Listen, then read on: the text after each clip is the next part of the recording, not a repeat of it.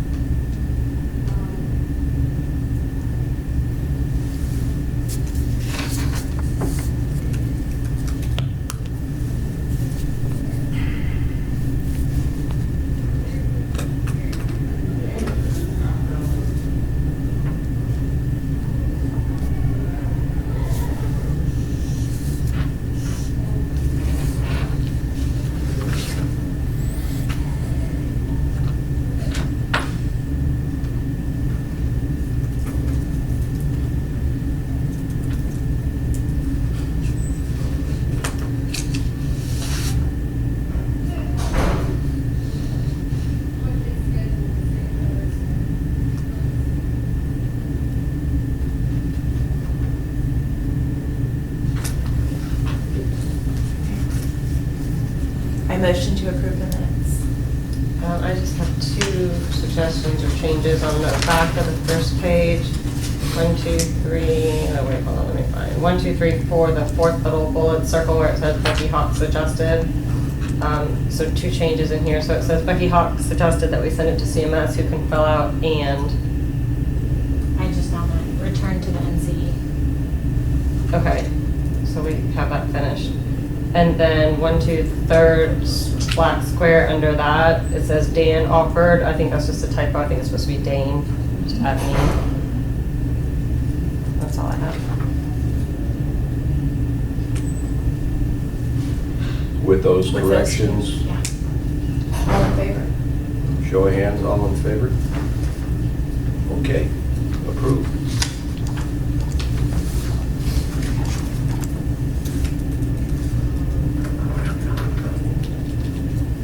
Great, let's kick off with an update about our CMS partnership.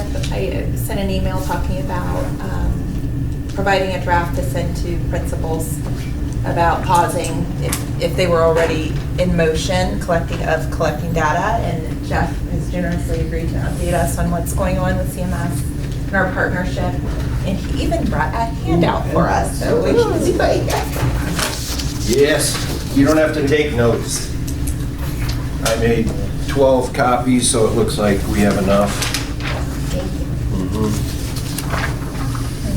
The first page is the history of when we met with CMS, and then the resolution regarding CMS, Thank you.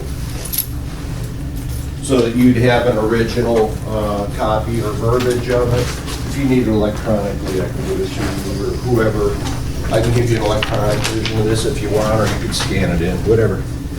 So I don't need to read it all, but after the election on January 29th, we met with CMS leadership and town leadership to mend the relationship. We felt that it went well, and so a resolution was written and voted on at the February 10th meeting, and that resolution is most of page 1 right there.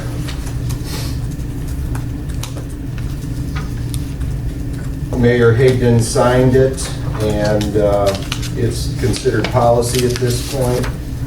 And the next day, there were numerous articles and TV stories, and I snipped one of them. And at the bottom of page 1, all of page 2, is one of the articles that's rather complimentary of Mayor Higdon and the change of heart, so to speak.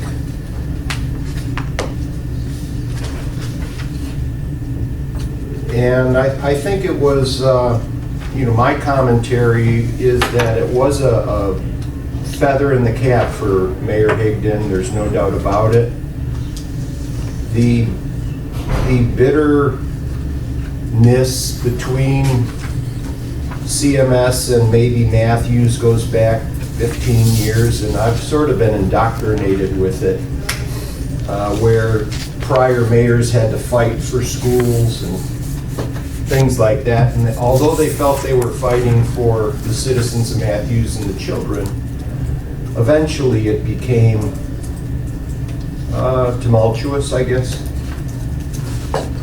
And so we're all happy that that has been healed overall. And I won't read everything verbatim, I'll let you read that. One other task that that came up was Socrates Academy. We were having difficulty getting information from them. I had an inroad, so at the top of page 3 is a reply. It's just a copy and paste snippet from the email of Janice Saucy from Socrates, who is more than willing to provide the data. I don't remember who has Socrates. Me, thank you. Okay, you're welcome. That's So great. if you reach out to her Yes. and say, Jeff Miller gave me your information, Perfect. something like that. No, it should be, she should hopefully remember. Hopefully that'll be an inroad and you'll Yes, thank have better luck. And then the last portion is also a recent MEAC meeting, Municipal Education Advisory Committee meeting, where number one, Dr. Tangela Williams is promising to spend time in Matthews 1 or 2 days a month in Town Hall. She's our area superintendent, and we'll have the opportunity to address any concerns with her directly. On a personal note again, my first one is the traffic flow internal to their campus. I'll start with Matthews Elementary. It frustrates me that they blocked the downtown Matthews Trade Street twice a day throughout the school year. I think that there's a way to circulate internally and come out behind the community center so that they're not closing down our roads. Even there's usually a policeman handling traffic flow, but because they sort of park on the side, the people that are going through have to cross the double yellow line, which is no matter what you do against the law. You're going across the middle line of the road, and so we're working on that. That's maybe a pet peeve of mine. There's other things that will come up. I've requested more info on the CTE, which is Career Technical Education or trade school opportunities. We hear a lot of buzz about trade schools and the alternative to college debt. Plumbers make good money, electricians make good money, a lot of people, even tech industry, they make good money and they don't need a 4-year degree all the time. And there's plenty of other careers too, culinary being one of them. So we're going to expand that, and perhaps that's something that could feed into our metric spreadsheet in the future. The Excel version I shared it with Charles Jeter, the executive director, who forwarded it. The reply is in italics below that. In order to ensure accuracy of reporting, the data spreadsheet you requested for our Matthews area schools has been forwarded, blah, blah, blah. Thank you for your patience, and we look forward to continuing our partnership and service. And again, that's Dr. Tangela Williams, who's our community superintendent. That's great. I think that's a huge win for the data. It for the will accuracy. streamline all of the CMS, Absolutely. and I gave them the listing of schools, which is what Becky had published Yep. or typed up once before. I gave them that version. Just a point for clarity, is that the newly expanded version to include the magnet schools? Yes, Great, thank you. yes. It was added on the front, so I had highlighted them, written them off as samples, blah, blah. In the meeting, they are now planning and considering multi-story school buildings. They're finding that the cost of land, if they are going to look for a new school in a certain area, it's hard to find the land. It's costly. It's one of the more costly items, and so they're looking into building up. Doesn't seem like a hard thing to think about, but so they're going to go to multi-story buildings. Again, they emphasize the fact that they don't stick build. They don't use 2x4s and drywall on a school. They're generally cinder block and brick. So again, it's a little more costly, et cetera, but they try to design their buildings 70, 80, 100 years, in duration. So that's something that they talked about. And then I teased them a little bit with number 5. Matthews has 2 properties we're considering to entice them into building new schools here.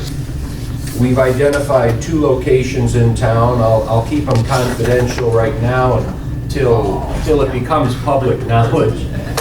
But they jumped at it, and I think at a high level, we'll start to talk about, what do you think about this property? What do you think about this property? Of course, they would identify whether the need is grammar school, elementary school, or high school, or middle.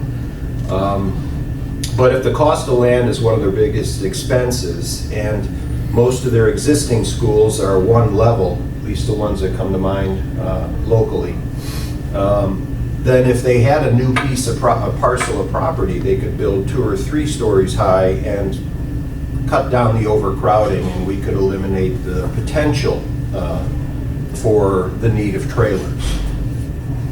So that's a summary of what's been going on in the last 6 weeks, since the new year after the election, and most of us feel pretty confident and good about it all. With Dr. Williams, will the 2 days a month, will that extend through the rest of the year, 2 days a month, through the rest of the calendar year or the school year? I'm wondering the feedback that she hears, how we can partner with her with supporting that. I would guess it would be through the school year. We haven't received a commitment yet, but... We have actually. Have we? Yeah. Okay. Sorry to. That's all right. Yeah, she sent it to staff since it was really just coordinating building availability. So just reading here, the intention is to be here every month and at least 2 times. And they were trying to just find a kind of a set time so that we could anticipate it. And they had their first one maybe a week ago. So it has started. I don't know what they're doing to advertise it. Yeah, I was about to say, was it well attended? I saw her in there, but she may have been talking to a fellow staff person. There was someone else in there, but it looked more staff than like a parent visiting or something like that. Can we, if we find out anything else, can we publicize that at least internally? Sure. I heard it was going to be March, but I don't remember hearing an update. But that's good news either way. Great. And it's to open the communication, because CMS is somewhat bureaucratic. It's all downtown or uptown. And it's tough to find someone who can remedy a local issue or address a local issue, and this will be a big help.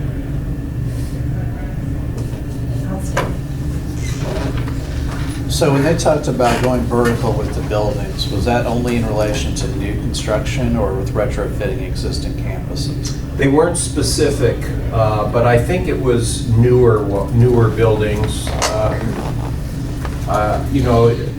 Depending on how they built the original building would define whether they can go vertical or not. Plus, if the existing building already has students, you'd have to shut down during construction. So that's a handicap. I don't think they could do it over the summer. I can say one thing that they have done is build 2 stories on property that they have. So Butler has, the original campus is 1 story, and the addition they built 10 years ago was a 2-story addition. So I would imagine if they're willing to give up land on their existing property, that they could add vertical. So I think the biggest problem that they'll come into with that is because of the fire code laws, you have to have a certain amount of square footage in your cafeteria. So even though like some schools have trailers, eventually they'll max out because in their cafeteria is only so large. So it doesn't matter how many kids are eating in there at a time, you have to have a certain amount of square feet per student. That's so I correct. think with those, like building onto, like up on older buildings, they'll come into that problem because they'll have to add another cafeteria or something else, and then I think, Monstrosity yeah, school. that's just And like a big problem. And our school ran into that too, because there's Yeah. also an age restriction, not restriction, but there's something with age with younger students and going up and downstairs causes an issue as well with fire safety and code. Yes, I'll because they say can. what they did at Butler is they then didn't increase the capacity that could be at this school, but they removed all the learning cottages. So there were a lot of trailers that students were in, and once they built the addition, Yeah. students were no longer in the trailers. So it didn't change the need for more cafeteria space, it just meant kids weren't in trailers anymore, they were in an actual building. They refer to it, and it's from my notes recently, as the core, the cafeteria, library, and auditorium has to be built for the capacity of the overall campus. And so you're exactly right. But Jeff, if I'm not mistaken, actually the trailers don't count towards that, which is kind of the. It's because they're temporary. Right. They're temporary. Yeah, that's the back door there. To overcrowding. It's ironic. But Well, I was reading something in here about the tornado. Becky, I think you brought it up in minutes or something. But when we had the tornado warning, we were outside of the trailers and, I got the warning on my watch and it's about 30 minutes before we were called inside, and then they did it by grade level. And it's like, oh, I think there's no emergency here. But yeah, it's sometimes scary when you're out there in the trailers because you're so exposed. Even when there's like lightning and stuff, and even though there's the electric rods, like sometimes when I'm walking and we're literally walking in puddles going inside, I'm like, oh, please don't there be like a lightning bolt or anything that comes this way, because you're so exposed out there. And I know it's not just the Matthews issue, it really is just across the board, but I can't wait for the day that that's addressed more, because I don't feel safe out there, and I don't want any of my kids out in trailers either. good point. So we have the update with CMS and the data collection with them. Why don't we just go around and connect on non-CMS schools, where we are, who we've heard from, if we haven't. In our last meeting, we talked about unresponsive schools and what that looked like within the metrics. And the things that we put in were that we include the school's website, the mission, and contact the school if interested, but no specific quantitative data. So do you want to? Before we do that, I just want to make a suggestion that we use that original sheet where we were assigned our schools to take notes on like where you stand with a school. And that way we can all like update it live. And then I also made a folder that we can update, like upload, whatever. So if your school sent you an Excel spreadsheet, you can put it into that. So I'll be happy to take notes, but I know things will change, any minute. So that way, if we just use that original document that we got assigned schools in, then you can, and I think, because I started making notes in it and I saw someone else went ahead and made notes in it too, so if that's okay, I can just pop that back up to everyone, and after tonight, if you have any changes, you can just self-populate. You're saying update on the status of if we've heard from them or not, or Right, whatever. so if you do get their Excel spreadsheet, you could just update it in that spread, That's what I heard that. Yeah, I just pulled up the schools list. That one, got it. This one? Schools list, with all the green and pink and blue. Okay. Do you want to kick off either side? Do you want to start, Kristen? We'll work our way around. Yeah. So as I reported at the last meeting, I never was able to connect with Charlotte Secondary School. So according to what we had decided after, emails and a phone call, we were just gonna kind of let them slide. So Charlotte Secondary, I didn't hear from. Charlotte Prep, again, I kind of reported out the whole tornado sheltering thing. Did follow up with an email and just went ahead and attached the spreadsheet to the email for time's sake instead of trying to reschedule another meeting, and I have not heard back. And then Charlotte Latin, I received a spreadsheet back, which I was very excited about. And then when I opened it, I noticed that they only added one thing other than what I had completed, and it was just that they had 300 staff, and nothing else was completed except for what I had already pre-populated. In their email response, they said that the information either was not applicable to independent schools or they did not have the data readily available. So it was basically they returned what I had given them. I wouldn't be surprised if you got that from the other. Which was really a disappointment because a lot of the questions they could have, like start time and dismissal time. I mean, come on now.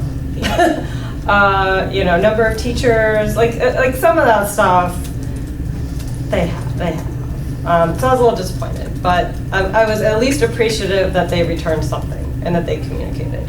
But I was a little disappointed. And I think those were, and then I had one other school, but it had closed, Friends School of Charlotte. So those are all my non-CMS schools. And I did actually hear back from my CMS schools, and then I let them know. I mean, I didn't get a spreadsheet back from them, but they were like, "Oh my gosh, we're sorry." I said, "It's okay. We have a company." So I feel like we had some pretty good. My CMS schools were very receptive, but I have received less reception from the non-CMS schools.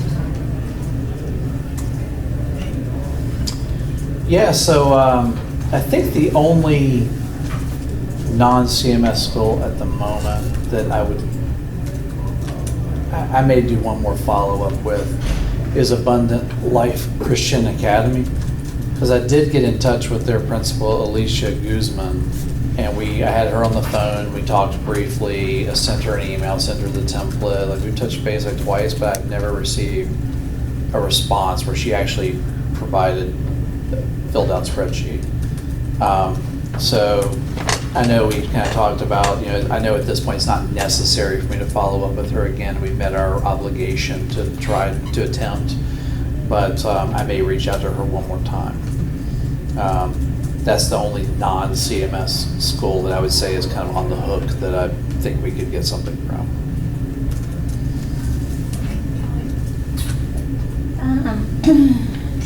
Trinity Prep got their stuff back. Bible Baptist / Matthews Christian, and talked to them and have their stuff. Mosaic ALC, I talked to, sorry, is that them? Yes, sir. Bible Baptist, Matthews Christian, they've rebranded. I have their data. Mosaic ALC, I have theirs. Their response was interesting. It's an alternative school. And so basically their answer to all of our metrics was like, we don't value tracking things like this. If that's something you're interested in, this is not the school for you. Which I just Really? That's an awesome response. Honest? It's direct, Yeah, you it know was it's very good for you. honest. And so they're very good humored about it, and they were like, "That's our honest answer. Like, do with it what you will." So I'll be interested to see how we will display that information eventually. And then Einstein, and they don't think open anymore. I tried multiple times to contact them. I know we're not supposed to talk about CMS schools, but I did get stuff back from Butler before you guys told us not to ask them. So I have data back from Butler. Also, my new principal is lovely. only just saw your email that I should tell them not to send me stuff, so I will respond to them. But they have this spreadsheet that hasn't come back.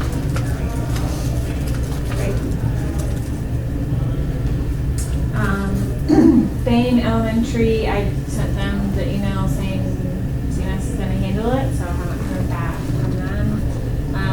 Charlotte Christian said theirs.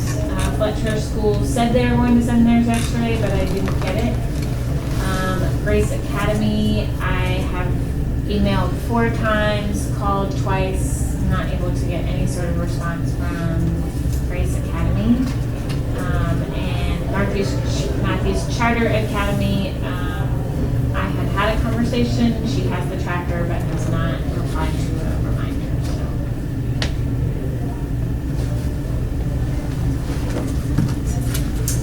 Arborbrook sent theirs back, completed, in pretty good detail, which was nice. Matthews Elementary, even though their CMS, I did send it to before, and they actually sent it back. It doesn't have too much information on it, but Providence Day sent theirs back. SOAR is not a thing anymore. And Socrates Academy, I have this lady's info now. Yeah. So, great. Adventist Christian Academy in Cotswold. I have a phone conference with their principal on Friday. Charlotte Jewish Day School is in the process. They promised me their spreadsheet will be back tomorrow. And Queens Grant didn't have much to update, but they sent back theirs. So those are my 3. And I'm glad to hear Providence Day. I sent it nursery. No, she's good. Okay. I had one that closed, I can't remember its name, but I can't find it right now, sorry. Do you want to look on that? Charlotte United Christian or Libby? Charlotte United Christian Academy, thank you. And then the Seisner Institute I visited, and they sent back their spreadsheet, so that's done. I'm sorry, can you say it again? Seisner, C-Y-Z-N-E-R. Okay. United Faith Christian Academy, met with, and didn't get a spreadsheet, so I sent this past week could you possibly get it to us by, they missed the first deadline, which was February 14th or something. So I sent them a follow-up to, looking forward to it. So we'll see if they respond. Metroliner Christian Academy did respond with a spreadsheet. Levine, the other 2 were CMS. Levine College basically said, this is all, go to the report card. And Greenway Park Elementary we added later because it's a magnet school. I was going back and forth with the principal and then tornadoes and things, and I just stopped because we weren't getting together and we're going to get the data elsewhere. I'm ghosting him. Doesn't seem to notice because he's ghosting me too. Usual ghosting. So I wasn't here for the last meeting, but I have this spreadsheet up, and there is a newly listed school under my name. So I was just wondering, did we make changes last week?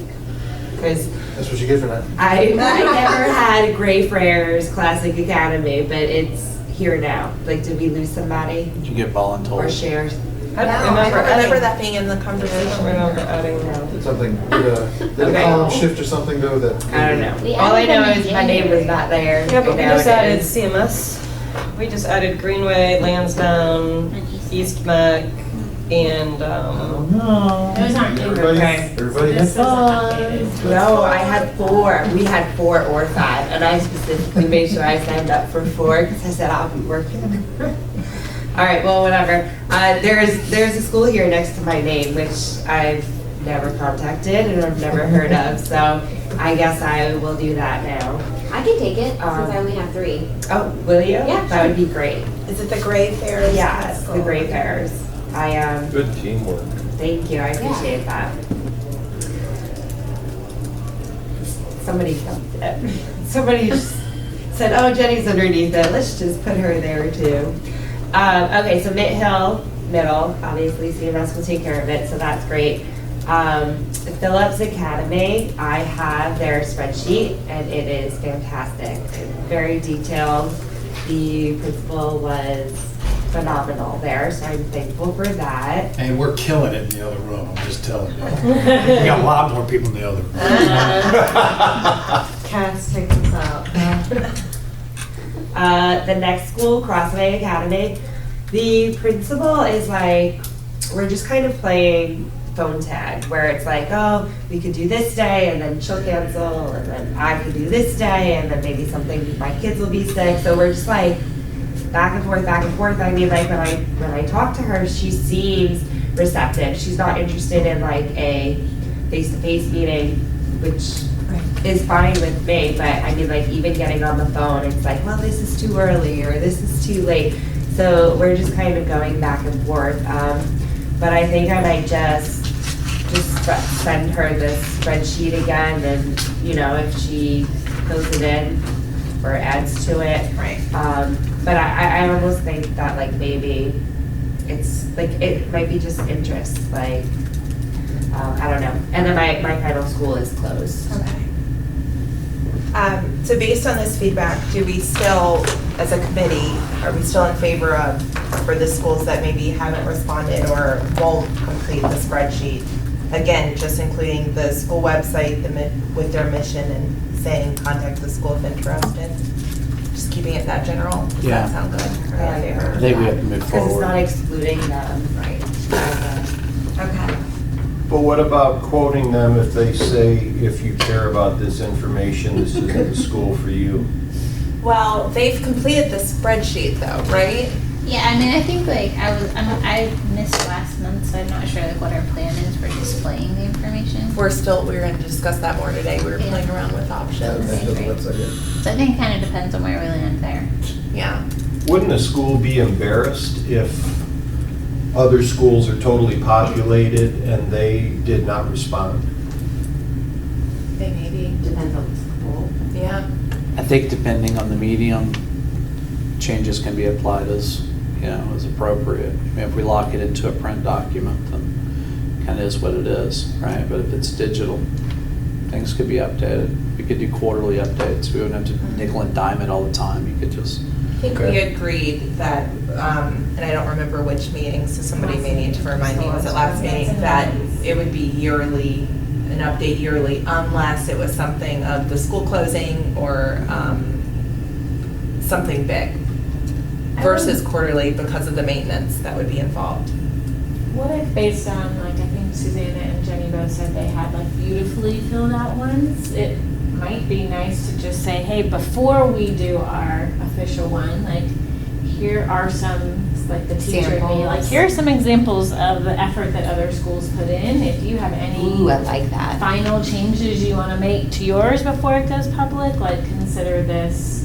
I think it might be, to piggyback on that, once we figure out how we're going to display it and we get it all in how we want to display it, maybe then sending that link as a draft to the schools and say, here's how your information is being, before we just launch it out to the public, That's a good here idea. is how your schools are being displayed.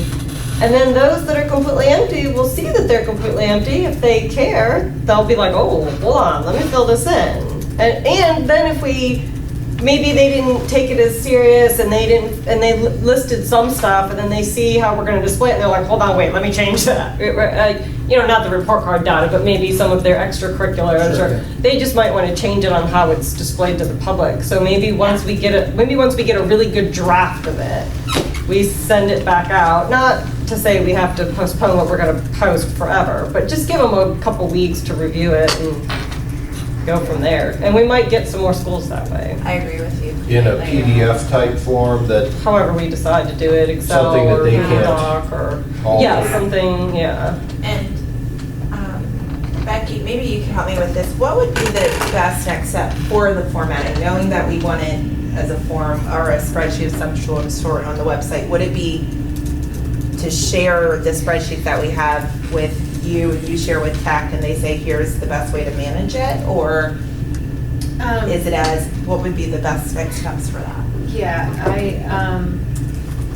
I don't know that I have a great answer. I can certainly try that.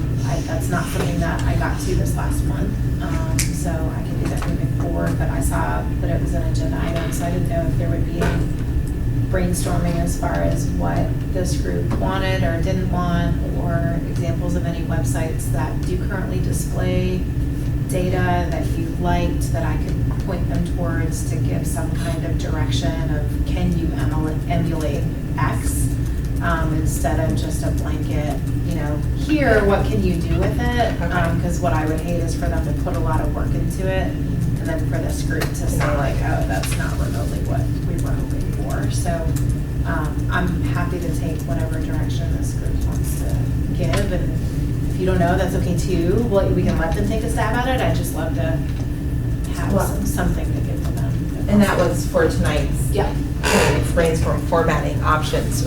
What do we in our dream world, what does it look like other than that it's user-friendly and accessible? What does it look like? Is it a spreadsheet? Is it a kind of like the NC report card in some ways where you can just click on different schools? What are our thoughts?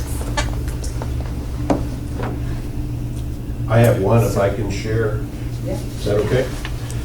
First of all, I wanted to add one more thing about the metric that just came to my mind. I brought up the metric at the MEAC meeting. I said, well, our intention in Matthews is to educate the citizens and the parents, because yes, there are a lot of people moving to our town, this area, and they just go to this school by default, but we want to educate them. And things that we're measuring is the cost of tuition, the average class size at each grade level, number of English learners, number of students proficient, so on and so forth, number of modular classrooms. And does your school have any special facilities on campus you would like to highlight? And one of the things I told them, and it was about 60 people in the room, I said, what we're learning is that, in our takeaway is the special needs category. It might be, we might all assume, or you might all assume, it's someone whose learning disability is slower than others. But we're picking up on social phobias, we're picking up on bullying, we're picking up on maybe a vision impairment or a hearing impairment, and they have specialty classes and this and that. And honestly, when I was done with that, I got a round of applause from everybody in the room, and I wanted to share that with you. And when I handed them the spreadsheet to CMS, they might want to mimic it around the city or around the county. So hats off to you guys for coming up with all of that. And I forgot to share that in my notes, but they were very impressed that our goal is not to compete with them or fight them, it's to educate the parents of the children, because we're all fighting for the same goal. Regarding the format that I provided to CMS, it's the same format that was shared with me. Joanna, were you the one who sent it to me? All I did was take it from landscape to portrait. I got it down to 2 pages, and I highlighted the whole thing with wrap text. So if they get a little long-winded in here, it'll just get a little bit taller, so to speak.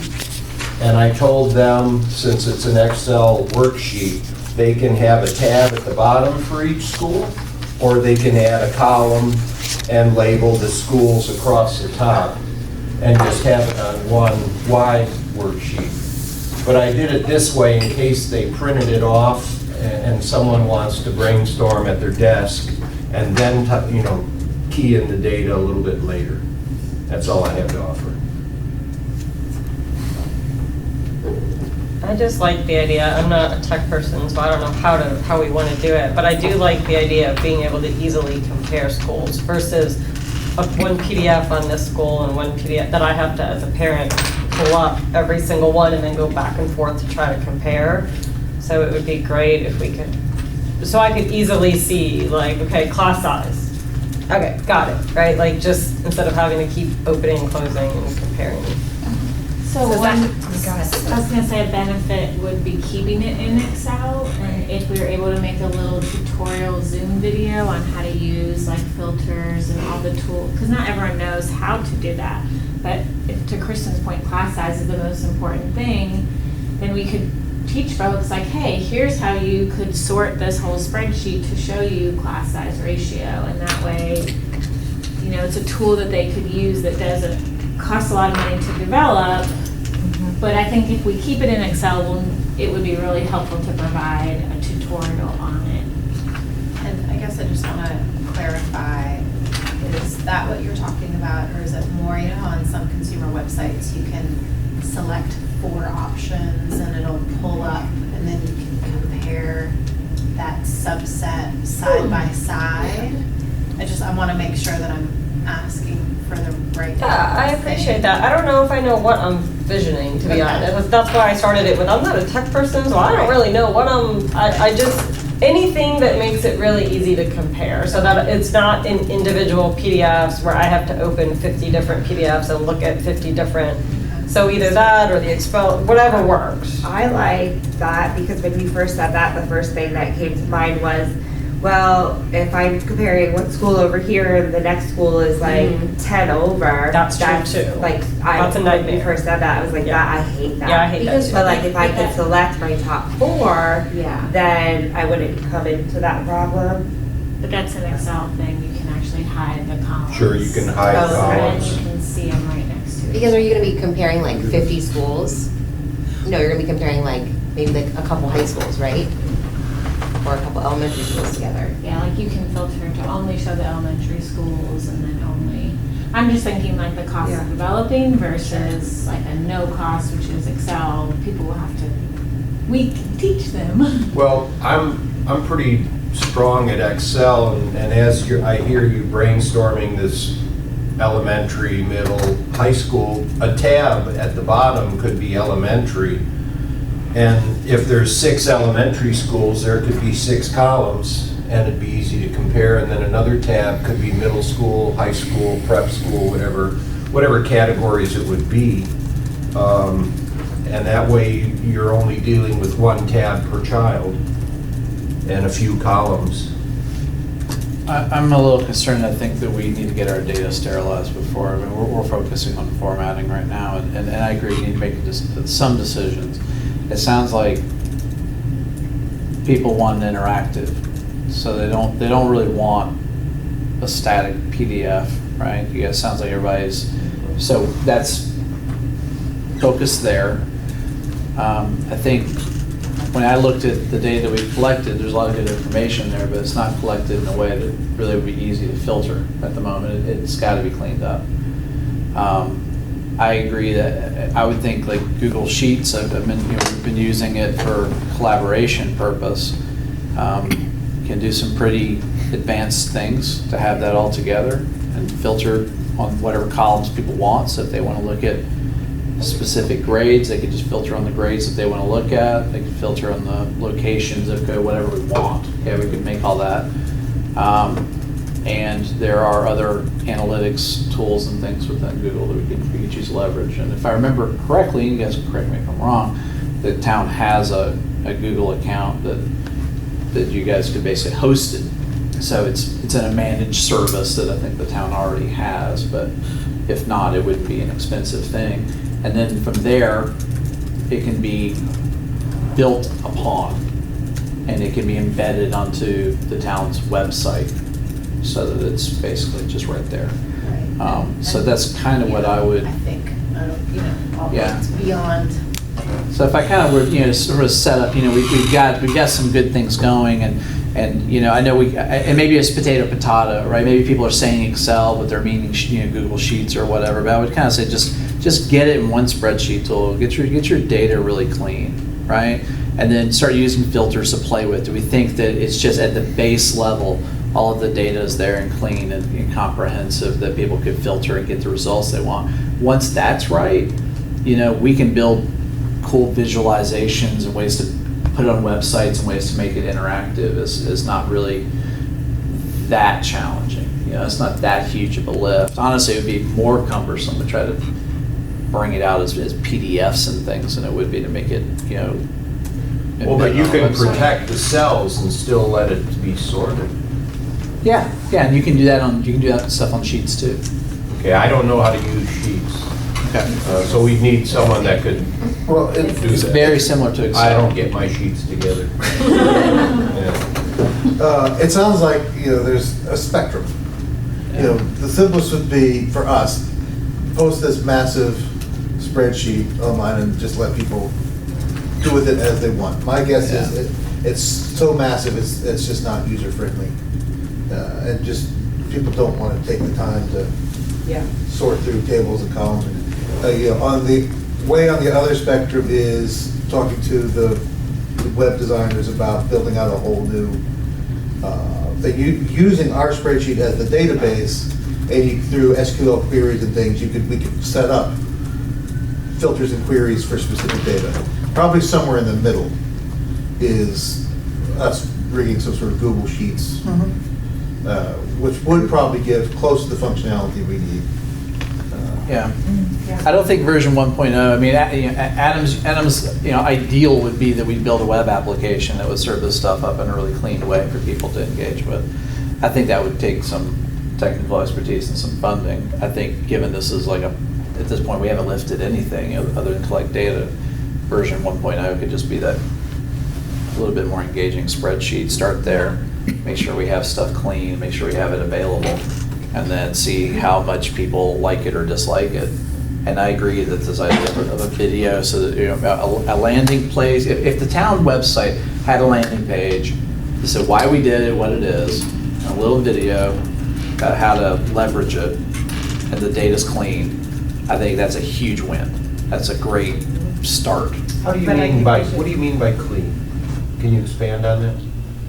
I don't have, I mean, it's so if I take like a school, and let's say I'm filtering by the grades it covers, okay? I can have K12, K-12, K space 12. I can have a lot of different ways. So you need to get your data like all standardized and cleaned out.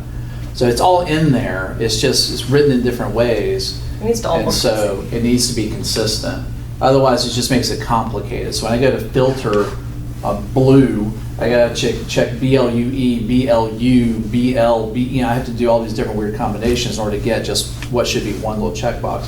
Okay. And I think when we start talking about a lot of data being presented, you can do pivot tables and things. I mean, there's ways to make that look good, but for that to work, we still have to get our data right.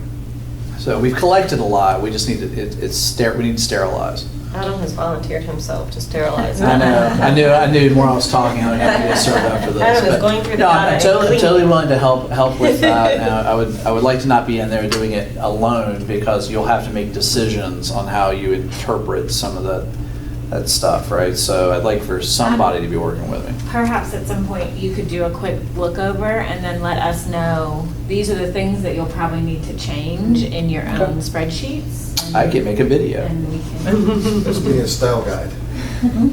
I agree with you. I think once we have a database together and we feel good about it, we can do a lot with a database. Right. We can create PDFs with data fields, and we can like create spreadsheets, and we can do all the things we want once we get the data into usable format. Right now, because it's across multiple tabs, you could probably do a data, but my stuff lives in Excel spreadsheets on my computer. Is that where everyone else's stuff lives? That's what people have been sending me back. Yes. So. Yes, I saved it out of what you sent. It saved as an Excel, and then I attached it and sent it to them, and so, yeah, it's an Excel. So we all have to get that data somewhere, and I think we actually probably, to your point, probably should put it in like a database, like a database format. If you put it in that folder that I made, and I'll just pop it up on everyone's email, then I can combine it into one. You need And to it'll get- just populate into each of the columns like we originally had. Can we, instead of columns, can we get it in rows? I mean, because rows is really where, usually if I'm gonna take data and bring it in, I'm not importing based on columns to create rows in a SQL database, I'm using rows of data. Right, think about I don't know how many of you guys work with like CSVs or something, You just right? took the I whole mean, you don't- thing. Well, that's right, this is kind of why I raised the questions like, early, it was that the way we collect this stuff becomes really difficult, makes things easy or hard down the road to use the data, right? So if all of our schools, if I have a school A, school B, school C, down in columns, that's not as usable data as it really needs to be in rows. So we need to translate some of this stuff. It just depends on how your user's reading it. Right, I yeah. mean, That's- my userness would read it differently than, Yeah. because I would want to read all about one school up top to bottom. Yeah. The way it's displayed is not the same as the way the data is. I can display it, it can look like a word cloud, it can look like your mama's house, we can display it any way we want. If the data, what you talking about, yeah, but seriously, the data, anyway, I'll make a video and show you guys what I mean if you want, I mean, it's totally fine, but we have to get to that point, and then we can format it any number of ways. I know that you could use like filters to separate things out by elementary schools and et cetera, but I like the idea of what Jeff said, like having it just separated down at the bottom in tabs as well, because I'm just thinking about like somebody that's not user friendly. It's like, oh, let me try to see what this is, and then you open it up and it's like so overwhelming, and then it's like, oh wait, okay, let me go back now, I have to watch this video. Even though, like, maybe some people want things just more immediate, like, maybe they don't want to educate themselves as easy as that is. Like, I just think we could still have that so they could teach themselves how to search with filters, but I think we should also present it in more of a friendlier way. And I know that, like you said, like, we have to get our data together first before we have these conversations, but I like the idea of presenting it somewhat in a category, yeah, and then people can then search within that category for what they're looking for. Yeah, I think this can all be like a yes and. Yeah. I think we probably want one page with all of them, and then we can separate it. And I was gonna say, we probably will need to PDF each school and just have, because if you're looking at it on your mobile device, which a lot of people are, you're not gonna be able to open Google Sheets, you'd have to like download it, it's not gonna be user friendly, so I would say we should PDF each individual school, and if that's how people wanna look at it, then at least they could access that, in All a right, super user friendly. so I would say, again, I think we're worried about translating it into whether or not it's tabs, worried about translating it into mobile. The desire is mobile view, right? That's the want. The want is a specific view by grade level, right? That's the spec. Tabs can be dynamic. You create a tab that just queries only from the data what you want to look at. So we can play with that. The core data is the point, and I mean, I'm not trying to be difficult about it. I'm just saying that we have to take all this stuff together. And so I get that the specifications are interactive, not specifically PDF, a school specific view, a grade level specific view, right? What else? Or the ability to compare. Ability to compare. Somebody writing all these down, right? I mean, I have all of them up here. Right, and a mobile display. So we currently have 6 specifications that we wanted to have in the end, right? That would include searchable. And searchable and filterable. I've got it, Becky. Right. User-friendly and accessible, easy to compare, able to use filters, mobile, searchable, and then grade level. And school specific. Yeah, so we said school specific. So you have 8 specific wants, right? That's your spec. And then we just need to see how closely we can address as many of them as possible in version 1. And we may or may not be able to accomplish some of them, but we'll take those as the 8 specs. We need probably, especially if it's gonna live anywhere on a town domain, worry about ADA compliance. Yes, Sure. that is a. So that's your given ninth for spec, us is has to be with- accessible. With a web developer doing that, we've worked with them to get our website in compliance, so they're good on that. So technically, a Google Sheet is readable. It is accessible. Whether it meets ADA spec, I'd have to ask an ADA expert, so if they want to test it once we get to that point, that'd be great. I think we can do both at the same time. I agree with you. I think we need to convert the columns to rows and get it in, check out the data, make sure we don't have any like outliers, and do like a data clean. But I also think we can think through how we want to visualize it at the same time. Yeah, and I think what I'm hearing, the consensus is that we want to do some sort of a spreadsheet of some sort. And I think if we start with a spreadsheet, and what it would look like visually, that will lead us to these other items. Mhm. And then we go from there. So is our question, can the town website hold a spreadsheet? I mean, what is our, I guess, what are next steps other than getting the data and putting it into the spreadsheet? So the next steps would be. All of the schools. Next steps would be the data in rows and cleaned. You keep Second saying step rows, would- but I don't think that we've agreed with that. I think we're just gonna proceed as we have the spreadsheet currently and then go from there.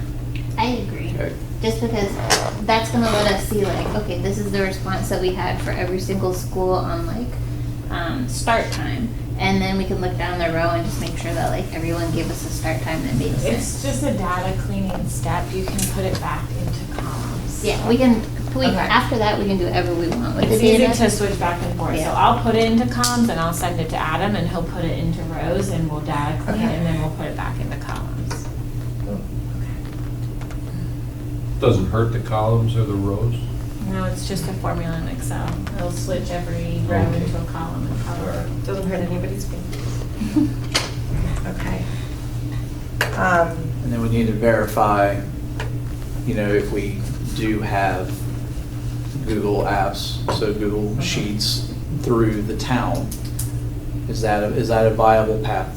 In the past, I mean, this was some years ago, you guys did have Google Apps internally. I don't know if that's still the case, because I know you're using, Like a G well, you're using one-in-one for your email hosting right now for this Ionos, MatthewsNC.com, whatever, that's one-in-one. So I'm not sure if you guys left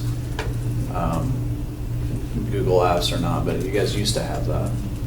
So if so, then it could just be done in Sheets, it could be hosted there, managed there, it's already inside of a service that you guys have an agreement with, and it can be embedded on the front end, but that's just an outline question. Just to clarify, Becky, could you, when you reach out to your website hoster person, developer, whatever they're, like, my question is, I know that if I try to look at a Google Sheets on my phone and it wants to come up as a Google Sheets, if I don't have that app, it won't let me look at it on my phone.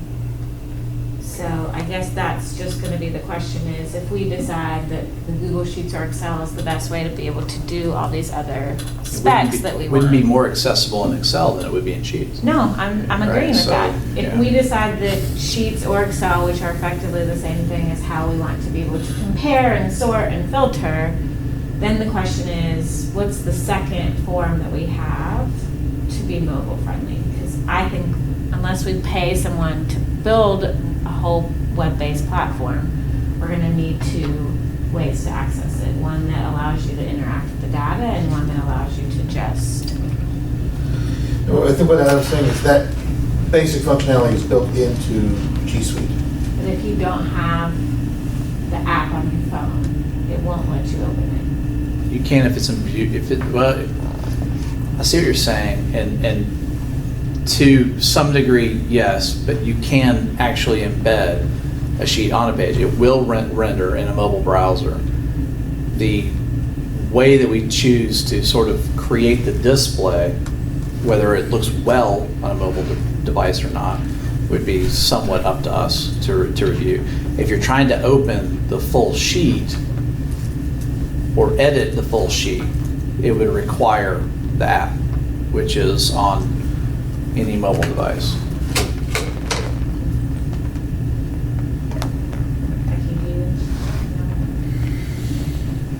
I feel like your person will know better. I do. I think because they're the expert, maybe just posing it to them of what's the option for it to be mobile friendly and let them provide the recommendation. Yeah, like how do science balance this need to like sort data with being mobile friendly?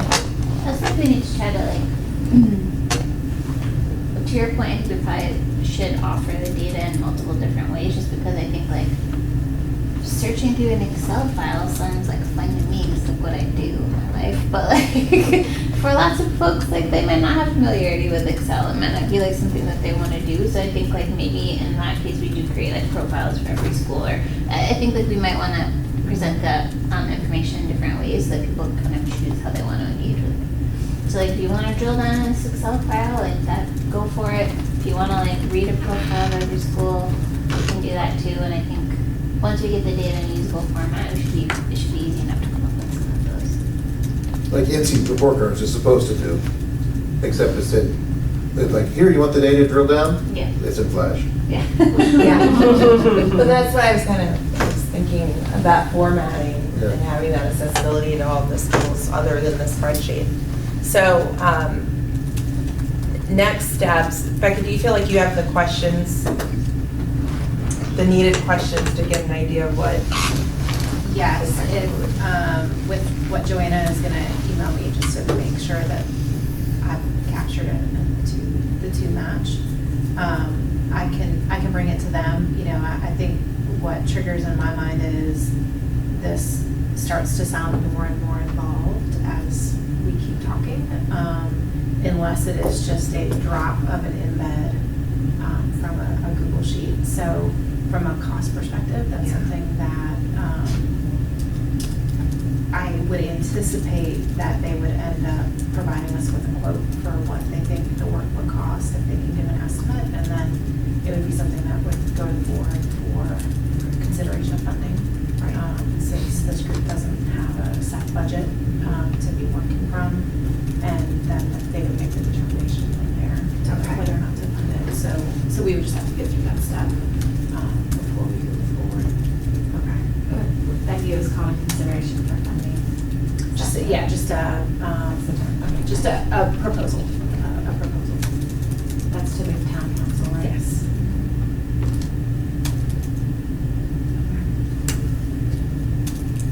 What should, I know we had March 10th as a deadline for data collection, and I know we still have some schools, the non-CMS schools that are out there as well. But there also has to be a hard endpoint for us. Not necessarily for CMS, because that's gonna be a whole nother thing, but for these other schools. So is it fair for us to say by our next meeting, if we don't have anything, then we're gonna move forward? Because I feel like we're paused, a lot is paused until we actually get all of the data. So knowing spring break's in there, is that a feasible option? Is for us just to say non-CMS schools are hard stop to get the information uploaded and within our spreadsheet just by the 21st of April? When are we gonna get do we know when we're getting the CMS data? They're working on it. I don't think they give us a timeline. We don't know yet. I thought about Big task. prompting him earlier today, but I had already told him there'd be a meeting tonight. I think it'd be fair to give them the same deadline, April Yeah. 21st. I mean, this data already exists, and if I had the time, I would sit and pull it myself. I mean, we did that, we actually did that before. We all did that, and it took me 15 minutes per school. So I think April 21st, they have a whole person whose job is data. They've done.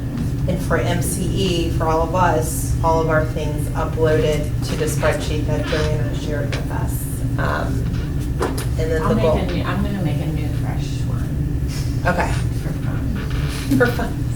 So that we all know where to go. If I go to the central Google Sheet, will that have everything that has been provided so far from all the individual schools? Like, I would love to be able to show the developer kind of the breadth and depth of what we're talking about, or I'll send an email tonight if it's okay with the link to the drive folder where if everyone can put their Excels, and then I can put it in pretty quickly. So if everyone will kind of do that this week, then by the beginning of next week, I can have to Okay. what we do have. Okay. And we can say like, this is about a third of what we'll have.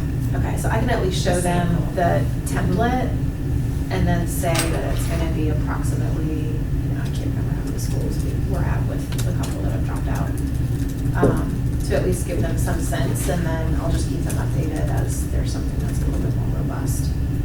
to show them, you know, particularly how big some of those data fields may end up growing, because I think some of the explanations are a little bit more of a narrative for some of their programming than just a tiny little box or something like that.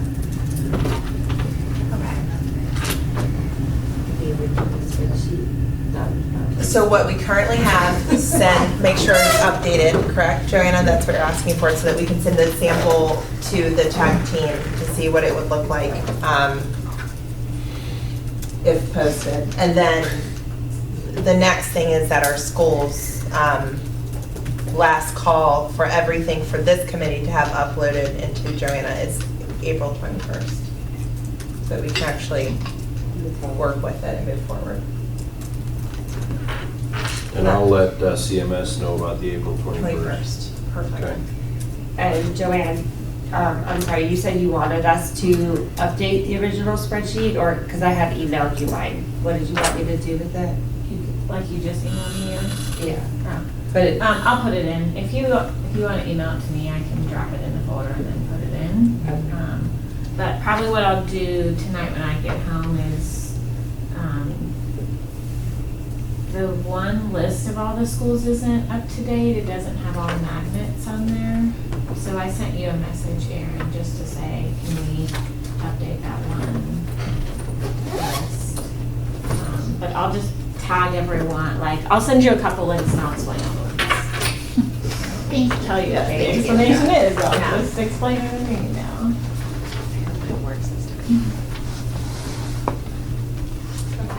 But so I think Friday would be March 13th, so if everyone can get whatever you have, either emailed to me or dropped in that folder, then I can send a sample.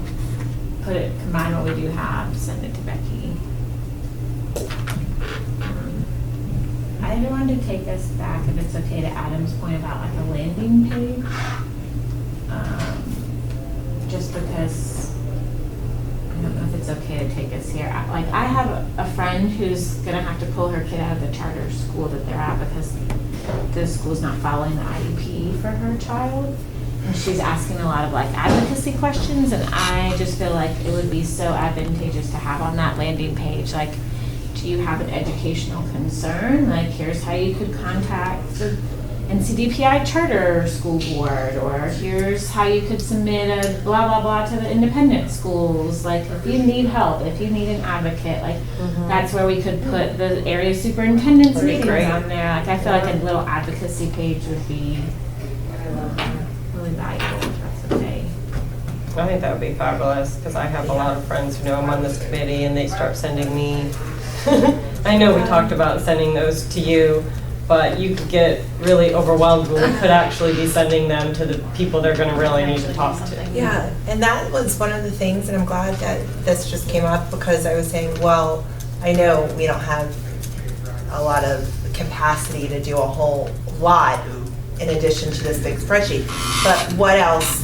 What are our other goals? And I think that this is a great idea, and I'll add it to the agenda for next meeting, is a landing page of maybe a Q&A, what to do if, or here's who to contact.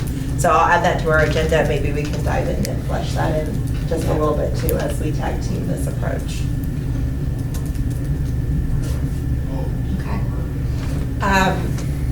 The next meeting dates, April 21st, just flagging that because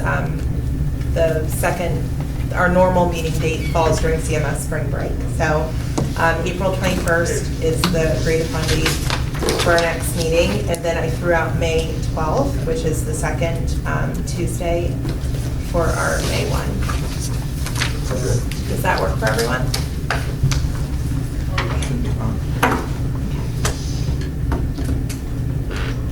Anything else? May 12th, I won't be able to make it. I have Crestdale's open house since I have a rising sixth grader. No. April 21st might be questionable for me, if that's my spring break. Okay. And I know my husband and I are going away for a few days, but I'll make sure that all my data's in and everything's there. Okay. I move to adjourn the meeting. Second. Meeting adjourned. That's my task with my wife is What grade is your daughter's going to, right?